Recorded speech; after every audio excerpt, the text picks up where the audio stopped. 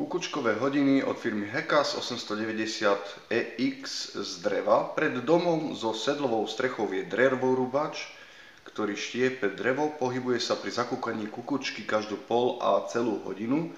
Výška tejto hodiny je 30 cm, výška sa ráta odtiaľ po túto časť.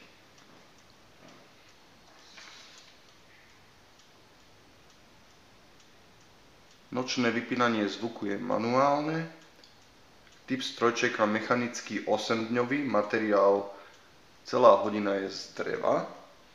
Aj figurinky sú ručne vyrezávané z dreva. Teraz si ukážeme, ako fungujú tieto hodiny. To bolo na pol hodinu a teraz na celú.